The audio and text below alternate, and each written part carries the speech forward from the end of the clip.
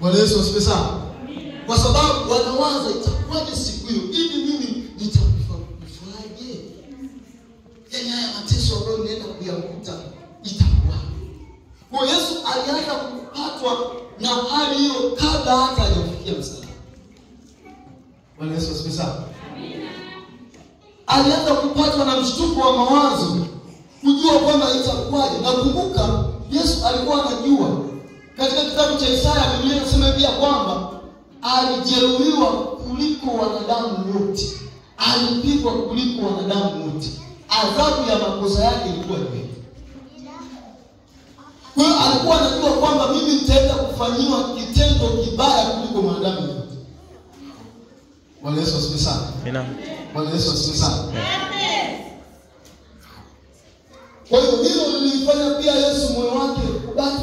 Na nimekuambia mwanzoni kwamba alikuwa na tabia za kibinadamu, alikuwa ni binadamu. Siku moja wakati wanafunzi wameshika kumwamini, akawauliza kwamba je, mna kipande chochote cha